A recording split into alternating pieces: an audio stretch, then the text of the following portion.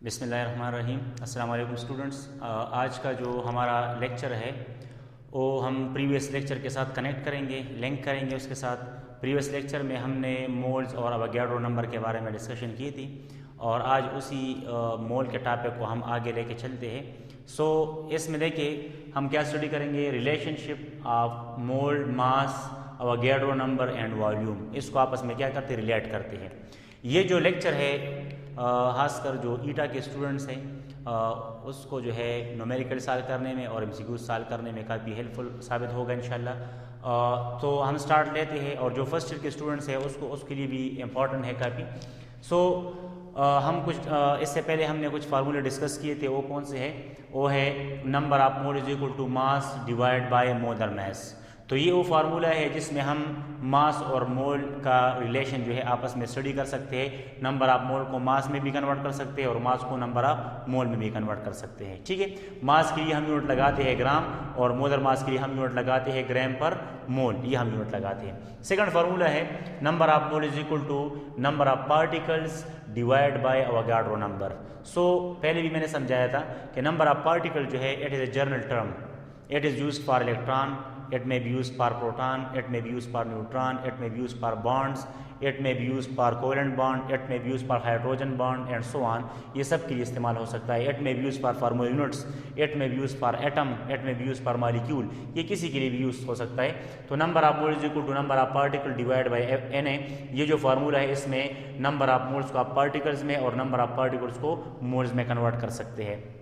Third is number of mole is equal to volume in dm cube divided by molar volume which is equal to 22.414 dm cube at STP।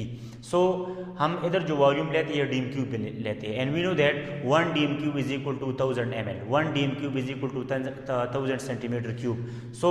Molar volume जो हम लेते हैं, तो molar volume इससे पहले lecture में हमने discuss भी किया था कि मोलर वॉल्यूम को हम कैपिटल V स्मॉल m से रिप्रेजेंट करते हैं और उसको हम कैसे डिफाइन करते हैं। It is the volume occupied by 1 mole of a gas at standard temperature pressure which is equal to 22.414 dm cube। या हम इस तरह भी डिफाइन कर सकते हैं कि the volume occupied by 1 mole of a gas at RTP which is equal to 24 dm cube is called what? Molar volume. इसको हम क्या कहते हैं? मोलर वॉल्यूम कहते हैं। तो इधर हमने जब भी हम ये फार्मूला लिखते हैं तो अगर आप 22.414 dm क्यूब लगाते हैं तो इधर आप फिर मेंशन करेंगे कि इस टीपी पे। अगर आप 24 dm क्यूब लगाते हैं तो फिर आपने मेंशन करना है कि ये क्या है? आरटीपी है। ठीक है, अब देखिए ये फार्मूला हम सिंपल फॉर्म में भी ले जा सकते हैं कि नंबर ऑफ मोल मास को स्मॉल m से, मोलर मास को कैपिटल M से, number of mole equal to number of particle को n नॉट से और अवोगाड्रो नंबर को Na से। इस तरह number of mole equal to volume को V से और मोलर वॉल्यूम को Vm से हम रिप्रेजेंट करते हैं। ये इस तरह सिंपली हम इसको लिख सकते हैं। अब देखिए मैथमेटिक्स में हम पढ़ते हैं when A is equal to B and B is equal to C, when A is equal to B and B is equal to C then A will be equal to C। यही हम कहते हैं, अगर हम मास divide by molar mass, number of particle divide by Na और volume divide by molar volume ये number of moles के बराबर है, तो इसका मतलब ये है कि इसके आपस में भी इक्वलिटी है, इसके आपस में भी लिंक है। तो आप इसको आपस में लिंक करें, mass divide by molar mass which is equal to number of particle divide by Na which is equal to volume divide by molar volume. तो इससे आप मजीद और फार्मूले डिराइव करें, इससे हम मजीद 3 फार्मूले डिराइव कर सकते हैं। जिस तरह देखिए mass divide by molar mass which is equal to number of particle divide by Na, एक फार्मूला ये हो गया। सेकंड फार्मूला आप देखिए, सेकंड फार्मूला हमारे पास आ जाता है number of particle divide by Na which is equal to volume divide by molar volume, ये फार्मूला हमारे पास आ गया। थर्ड फार्मूला इससे कैलकुलेट कर सकते हैं mass divide by molar mass which is equal to volume divide by molar volume. तो ये 3 फार्मूले जो है ये हमारे पास आ गए। ये फार्मूले जो है एक्चुअली आसानी के लिए है। आसानी किस तरह? कुछ हमारे पास सपोज इस तरह का क्वेश्चन आ जाए कि find the number of particles in 10 gram of number of molecules and 10 gram of H2O। अब इधर जो है हमारे पास नंबर ऑफ पार्टिकल और मास का रिलेशन है, तो कैलकुलेशन को सिंपल करने के लिए बजाय कि हम 2 फार्मूले यूज़ करें, आप एक ही फार्मूले में जो है कर सकते हैं। अगर आप मास और नंबर ऑफ पार्टिकल का रिलेशन है तो ये वाला फार्मूला यूज़ करें, पहले आप क्या करते थे, आप सबसे पहले जो है मास को मोल में कन्वर्ट करते थे, फिर नंबर ऑफ पार्टिकल वाले फार्मूले यूज़ करते थे, तो 2 टाइम कैलकुलेशन करनी पड़ती। अब जो है इधर क्या है, आप डायरेक्ट जो है अगर आपने नंबर ऑफ पार्टिकल फाइंड करने हैं तो आप क्या करें, मास और डिवाइड बाय मोलर मास और Na के साथ मल्टीप्लाई करें, आप डायरेक्ट कैलकुलेट कर सकते हैं। इस तरह आ जाए कि find the number of molecules in 10 dm³ of water, number of molecules है ना 10 dm³ ऑफ वाटर, तो ये क्या करें, number of molecules divide by Na is equal to volume divide by molar volume. Number of particle constant value है, molar volume भी constant value है, तो आप क्या करें 10 dm³ ऑफ वाटर गिवन है, आप नंबर ऑफ मॉलिक्यूल फाइंड कर सकते हैं। इस तरह ये क्वेश्चन भी आ सकता है, what is the mass of 5 dm³ of What is the mass of 5 dm³ of carbon dioxide gas. So ये क्वेश्चन अगर बनता है तो मास पूछा गया है, वॉल्यूम आपको दिया गया है 5 dm³ कार्बन डाइऑक्साइड गैस, तो देखो आप डायरेक्ट जो है इसमें वैल्यू पुट करके आंसर निकाल सकते हैं। ठीक है, सो देखिए यही फार्मूले में आगे एक्सपेंड करता हूँ। फर्स्ट वन फार्मूले को हम एक्सपेंड करते हैं, देखिए mass divide by molar mass is equal to number of particle divide by Na, ये फार्मूला है। अब ये फार्मूला जो है इसको हम क्या करें, इसको रीअरेंज करें। So mass is equal to number of particle divide by Na multiply by molar mass. एक इन्फॉर्मेशन हमने ये लिया। Second number of particle calculate करें, इससे number of particle is equal to mass divide by molar mass, second information इससे हमने ले ली। थर्ड इन्फॉर्मेशन मोलर मास आपने कैलकुलेट करना है, Avogadro number divide by Na multiply by मास।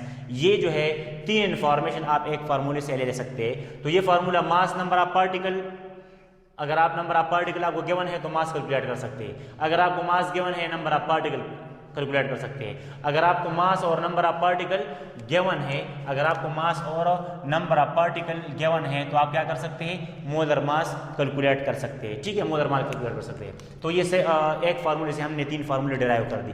इसके बाद देखिए सेकंड फार्मूला है number of particles divide by Avogadro number which is equal to volume divide by molar volume.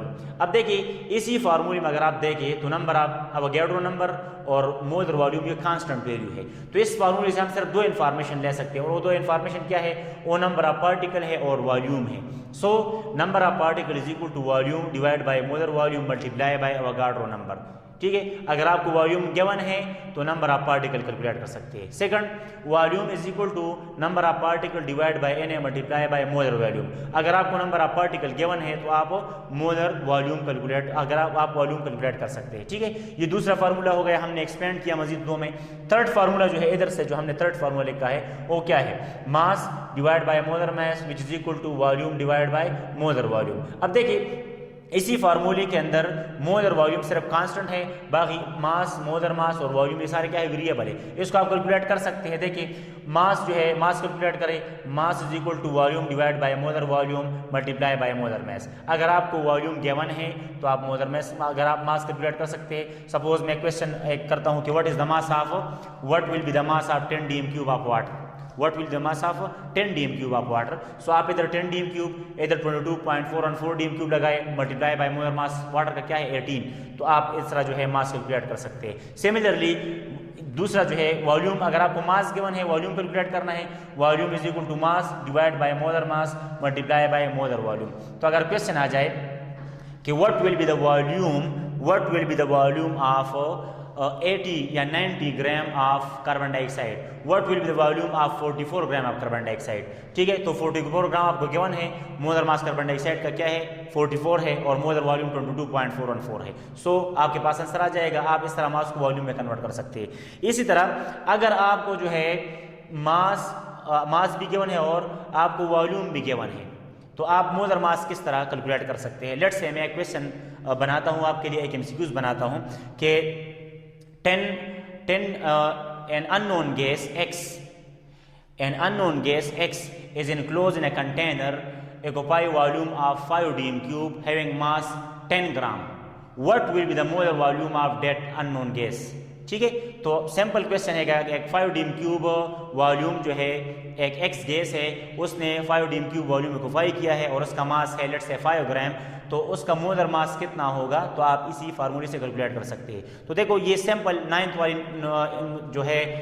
वाले हमारे पास फार्मूले थे और इधर हम फर्स्ट में भी हम इस्तेमाल कर सकते हैं और हमने इसको मजीद जो है एक्सपेंड कर दी। अब जो है कुछ स्पेशल फार्मूले, उसके फार्मूले के बारे में हम डिस्कस करते हैं। कुछ स्पेशल फार्मूले हैं हमारे पास, वो देखिए फर्स्ट क्या है, लेट्स से हम कुछ MCQs के साथ डिस्कस करते हैं। सपोज एक क्वेश्चन आ जाए कि number of atoms in 90 gram of glucose, हमारे पास ईटा में मुख्तलिफ नेचर के एमसीक्यूज आते हैं। तो अगर इस तरह क्वेश्चन आ जाए कि number of atoms in 90 gram of glucose, 90 gram of glucose में नंबर ऑफ एटम्स कितने हैं, तो सिंपल फार्मूला यूज करें, मास और नंबर ऑफ पार्टिकल का रिलेशन है। तो number of particle is equal to mass divide by molar mass multiply by Na। Mass आपको गिवन है 90 ग्राम, ग्लूकोज का मास कितना है 180 molar mass multiply bye Avogadro number. तो अगर आप 90 divide bye 80 multiply by Na करें तो अवोगाड्रो नंबर डिवाइड बाय 2 इसका आंसर होगा। इसी तरह अगर क्वेश्चन का नेचर में चेंज करूं, total number of atoms in 90 gram of glucose, अब देखिए नंबर ऑफ एटम इन 90 और टोटल नंबर ऑफ, तो इसमें डिफरेंस है। आप क्या करें, टोटल नंबर ऑफ एटम की जब हम बात करते हैं तो स्टार्ट में फिर हम क्या लगाएंगे, एटॉमिसिटी, एटॉमिसिटी का टर्म हम लगाते हैं। सो फार्मूला हम यूज करेंगे, number of total number of atom is equal to mass divide by molar mass multiply by Na multiply by atomicity. अब इसको सॉल्व करने से पहले मैं एटॉमिसिटी के बारे में समझाता हूं। एटॉमिसिटी क्या है, atomicity is the number of atoms, total number of atom present in A molecule is called what atomicity. Let's say मैं कहता हूं कि what is the atomicity of carbon dioxide, तो हमें पता है कि कार्बन डाइऑक्साइड में एक कार्बन है और 2 ऑक्सीजन है, इसकी एटॉमिसिटी क्या है 3 है। अब ये भी क्वेश्चन बनता है what is the atomicity of oxygen in carbon dioxide, तो आप बता सकते हैं कि कार्बन डाइऑक्साइड में ऑक्सीजन की एटॉमिसिटी क्या है 2 है और कार्बन की एटॉमिसिटी क्या है 1 है। What is the atomicity of total atomicity, what is the atomicity of glucose, तो ग्लूकोज की एटॉमिसिटी क्या है 6 12 6 कितनी है 24, इसकी 24 एटॉमिसिटी है। लेकिन इस तरह क्वेश्चन आ जाए कि what is the atomicity of carbon in glucose, तो आप कह सकते हैं कि कार्बन की एटॉमिसिटी 6 है, हाइड्रोजन की 12 है और ऑक्सीजन की क्या है 6 है। तो it is called what atomicity, ठीक है, एटॉमिसिटी इसको कहते हैं। अब देखिए इधर जो है टोटल नंबर ऑफ एटम्स की बात हो रही है और मास आपको गिवन है, मोलर मास आप कैलकुलेट कर सकते हैं, C6H12O6 का जो है 180 ग्राम पर मोल मोलर मास है, वैल्यू पुट करें 90 divide by 180 multiply bye Avogadro number multiply by 24, आपने अवोगाड्रो नंबर पुट करना है। तो इधर आ जाएगा, देखिए 90 डिवाइड बाय 180, तो Na divide by 2 24, Na divide by 2 से क्या जाएगा 12 Na आ जाएगा, mean 12 multiply by Avogadro number इसका आंसर होगा, ठीक है।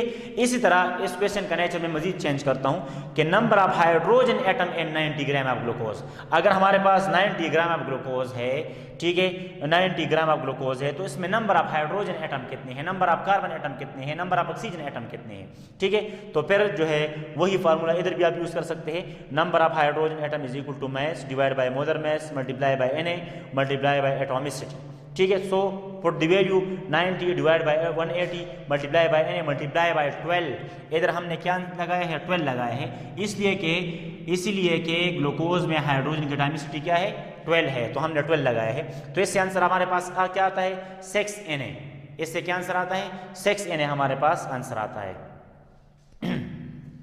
अच्छा, इसके बाद जो है हम आते हैं number of electrons in 10 gram of HF। अगर हम क्या करें, अगर हम आ जाए कि हम नंबर ऑफ इलेक्ट्रॉन्स को कैसे फाइंड करेंगे, तो नंबर ऑफ इलेक्ट्रॉन्स को फाइंड करने के लिए भी यही फार्मूला हम यूज करते हैं। देखिए मास और नंबर्स का रिलेशन है, so number of electron is equal to mass divide by molar mass multiply by Na multiply by, अब इधर हमने एटॉमिसिटी की जगह क्या लगाया है, number of electrons in 1 mole of HF।